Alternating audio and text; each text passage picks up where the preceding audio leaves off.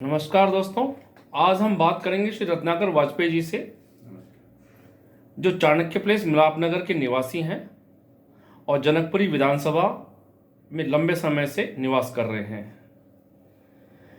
इन्होंने महाराष्ट्र से mechanical engineer pass out किया है और समाज में गैर राजनीतिक और राजनीतिक संगठनों से जुड़ के सामाजिक कार्य लंबे समय से ये कर रहे हैं।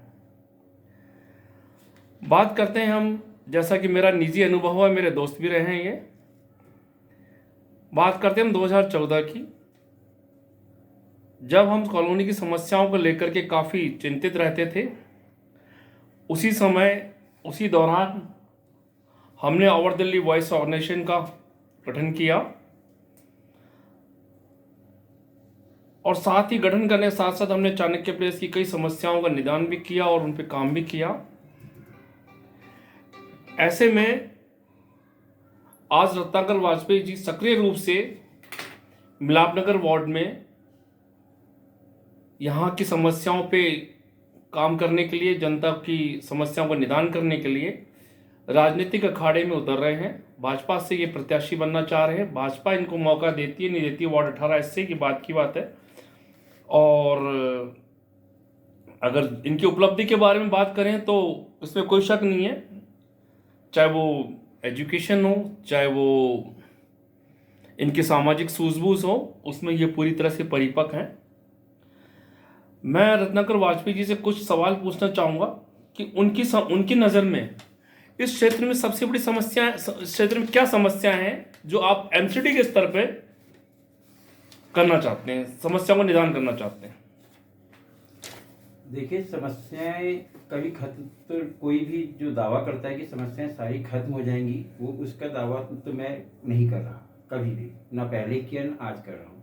आपने जिक्र किया सामाजिक संगठन की, हमारे ओवर दिल्ली वॉइस ऑर्गेनाइजेशन की, जिसके आप लीलाधर रामचंदानी जी अध्यक्ष हैं और मैं जनरल सेक्रेटरी हूँ। संगठन की जरूरत क्यों पड़ी? संगठन का उद्देश्य क्या होता है या चुनाव में उतरने के उद्देश्य क्या होते हैं? किसी भी व्यक्ति के अपने साधारण कार्यों से हटके आपको इस तरह के सार्वजनिक जीवन में आने की जरूरत क्यों पड़ती है? समस्याएं जब आप आसपास देखते हैं कि समस्याओं से आप घिरते चले जा रहे हैं, उनका निदान नहीं होता है, तो संगठन खड़े किए जाते हैं या आंदोलन खड़े किए जाते हैं और एक वॉइस या आवाज बनते हैं आप समाज के लिए। लोगों ने, लीलाधर जी जब यहाँ पे आए, हम इस क्षेत्र में काफ़ी समय से रह रहे हैं, समस्याओं के निदान कुछ हद तक हुए, कुछ हद तक नहीं हुए। कुछ ऐसी समस्याएं थी जिनका मैं यहाँ पे इस वीडियो में उल्लेख नहीं करना चाहता। मेरे क्षेत्र के लोग जानते हैं कि हमारी 9 नंबर गली की समस्याओं से लेके और पूरी कॉलोनी की समस्याओं तक, क्योंकि हमारा दायरा शुरुआत में हमारा क्षेत्र था।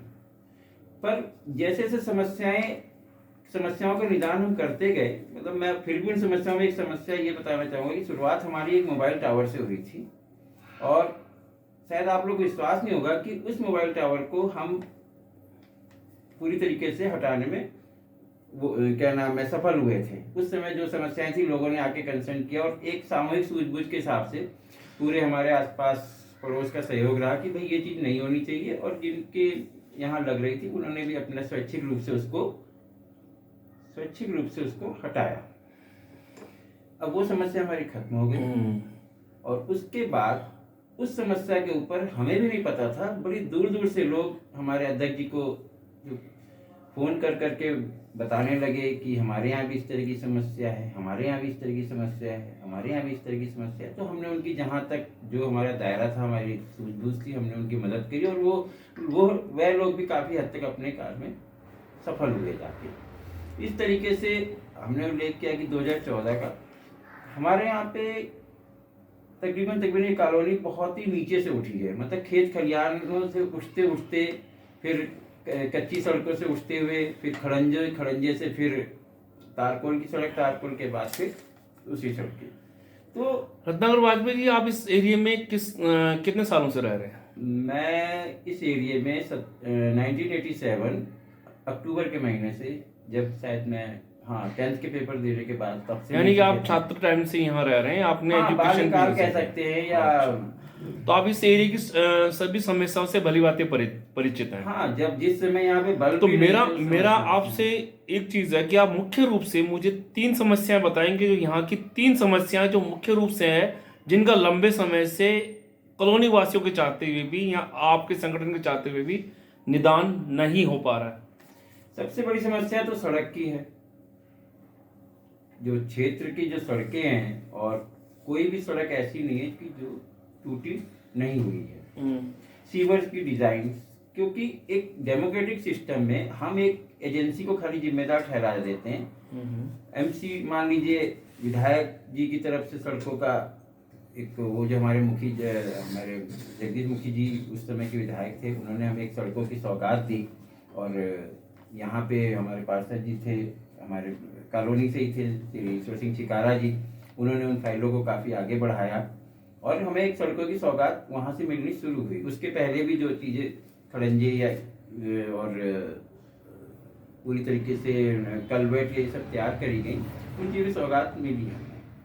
सड़कें मिली हैं, आपको मिली हैं। वर्तमान में सड़कों की स्थिति खराब है, आप ये कहना चाह रहे हैं? पूरी तरीके से कोई भी तो सड़क, वर्तमान में जो सड़कें खराब हैं, आप यदि कह रहे हैं यदि आप एमसीडी में चुनाव जीत के आते हैं, सड़कों की व्यवस्था आप ठीक करेंगे, तो ये कार्य तो एमसीडी का नहीं है, फिर आप कैसे करेंगे? आपकी बात बिल्कुल सही है। जब हमने इन सड़कों का काम शुरू कराया था तो एक एजेंसी DSIDC, आप सभी लोग जानते हैं कि उन्हें ये सड़कें बनवानी थी।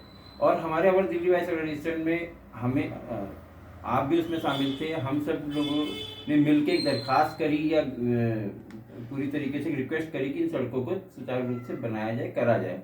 तो वो सड़कें हमारी 2012 में हमें मिली और DSIDC ने सड़कें बनाई। और किन परिस्थितियों में हमें हमारी ये सड़कें बनी, ये आप भी उनसे भली बातें परिचित है। 12 से लेकर आज 22 हो गई है। कहना चाहते हैं कि आप सामाजिक सूझबूझ, प्रशासनिक सूझबूझ और अपने शिक्षा के आधार पे आप पार्षद से भी बढ़ के कार्य कर पाएंगे। देखिए, आप अगर समाज में अगर स्थापित हैं, क्योंकि सड़क जो है, सड़क है, सीवर है, ये मुख्य रूप से हर कॉलोनी की समस्या है, खासतौर से अनऑथराइज्ड कॉलोनियों की। देखिए, समस्याएं जो हैं उनकी पे एक मजबूती से जो हाथ रखा जा सकता है, उन फाइलों के ऊपर हाथ को और आगे बढ़ाया जा सकता है। जो कि मैं ये समझ रहा हूँ कि वर्तमान में, मैं किसी का नाम नहीं लेना चाहता, किसी पे आरोप नहीं लगाना चाहता, कि उन फाइलों को वहां तक वो पहुंच भी नहीं पाती हैं। आपकी समस्याएं क्या हैं, लोगों तक ये भी नहीं पता है। लोगों को तो ये भी नहीं पता कि आपकी समस्याएं क्या हैं। वो लोग शायद यूज्ड टू हो चुके हैं या उन्हीं समस्याओं के साथ जीने की उनकी आदत पड़ चुकी है, जहां तक मैंने महसूस किया इस क्षेत्र के अंदर। तो आप इस सीवर और सड़क के कार्य को, पार्षद कार्य यदि आप बन जाते हैं भाजपा से, तो क्या आप इस कार्य को सुचारू, मतलब इस कार्य को अंजाम